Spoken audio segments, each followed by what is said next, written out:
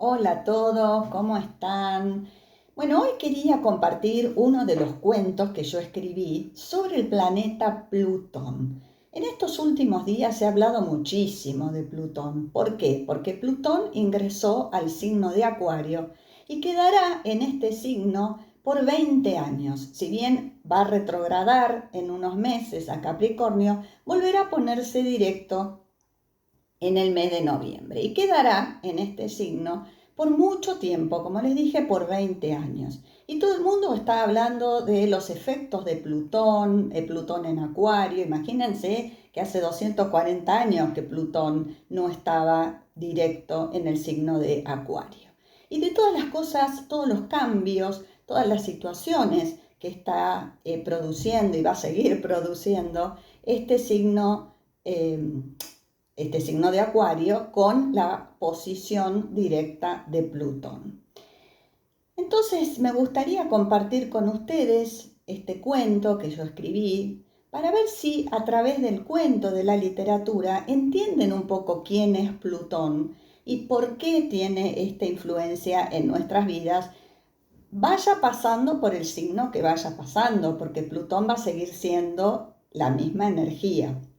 Lo que pasa es que al encontrarse con Urano tiene una energía distinta por esta posición de Urano regente de Acuario, ¿sí? Entonces va a tener como un efecto distinto. Entonces, bueno, me gustaría compartir con ustedes este cuento, espero que les guste y que les aclare o les abra también un poco el conocimiento de este planeta.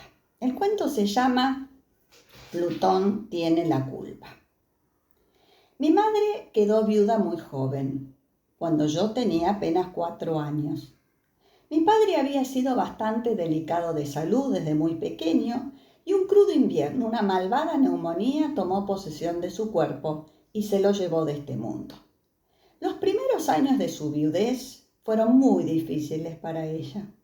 La falta de un ingreso de dinero estable, la mudanza a un pequeño departamento de módico alquiler y sobre todas las cosas mi crianza la abrumaban.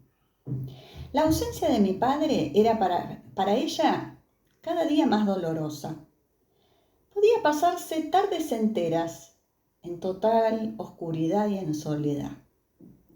Desde mi lugar de niña, no entendía muy bien la razón de su extrema tristeza. Yo quería mucho a mi padre, pero no estaba así de triste. A veces me sentía impotente ante tanto dolor, y para sacarla de su estado melancólico le cantaba canciones que había aprendido en el jardín de infantes o me disfrazaba con los hermosos vestidos de hada que me había confeccionado mi tía Iris, su hermana mayor, y bailaba alrededor de ella.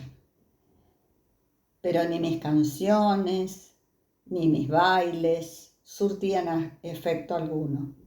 Mi madre seguía allí sentada en la oscuridad de su habitación, con la mirada perdida, pobrecita. Y aunque no lo hablaban delante de mí, podía intuir que nuestros parientes y sus amigas más íntimas estaban muy preocupados por la situación. Todos los días venía alguien a casa a ocuparse de ella y de mí. Limpiaban la casa, nos traían la comida preparada, hacían las compras y se ocupaban de que yo no perdiera ningún día de clase. Teníamos todo lo que necesitábamos, menos la presencia de mi padre, con su habitual sonrisa y amabilidad. Así estuvimos 2 años. Dicen que es lo que dura el duelo por la pérdida de un ser tan querido como había sido mi padre para ella. Se habían conocido gracias a un baile que la escuela parroquial de mi barrio había organizado para el festejo del aniversario de su fundación. Ella tenía 15 años y él 18.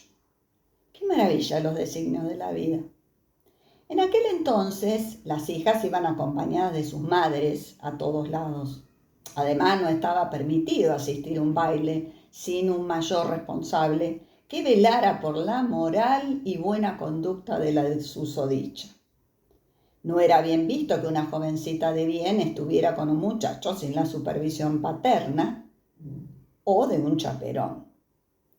Esa mañana mi abuela amaneció descompuesta.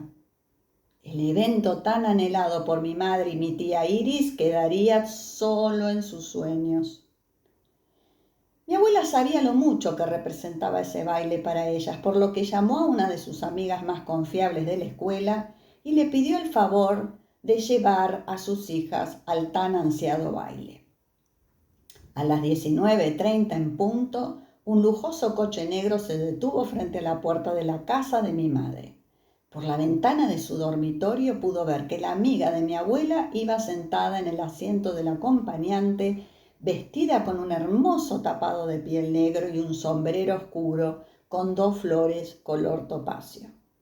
Mi tía y mi madre subieron al automóvil con timidez.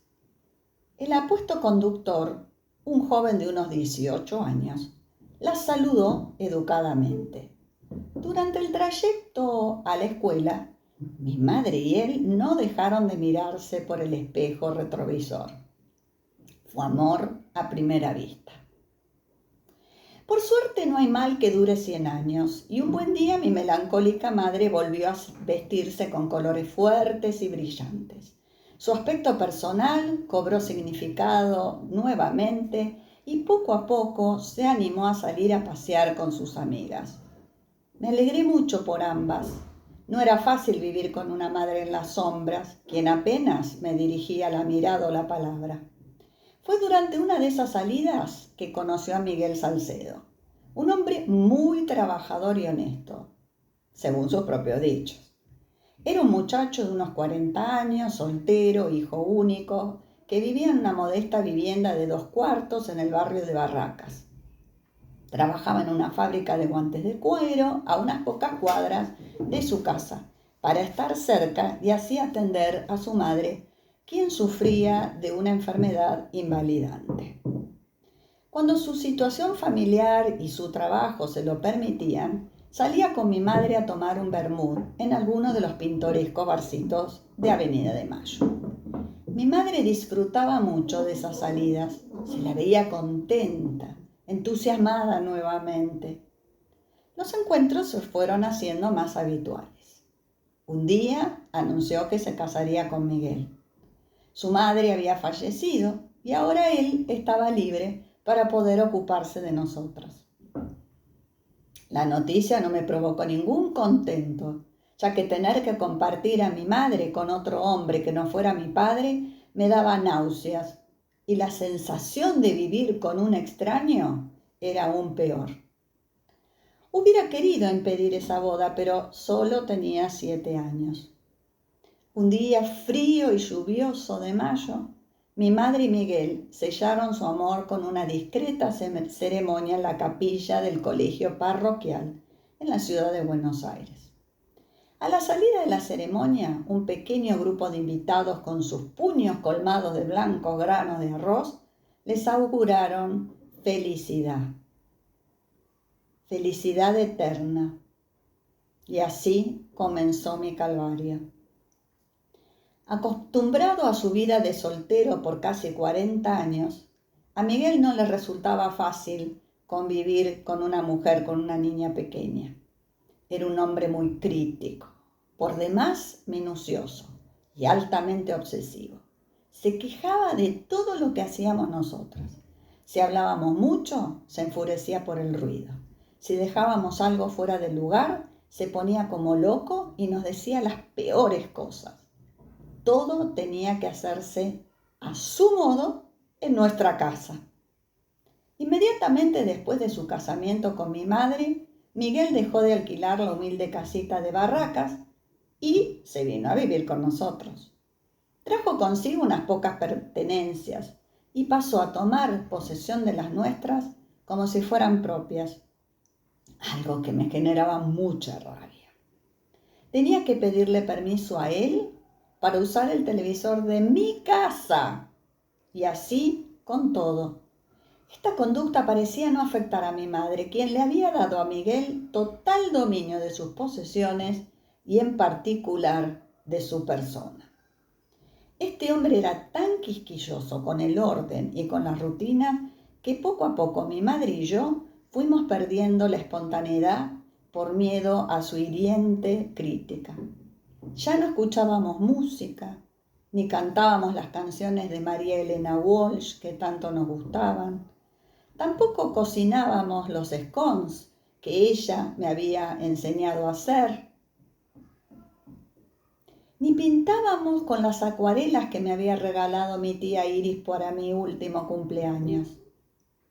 Todo tenía que estar impoluto, o Miguel perdía el control.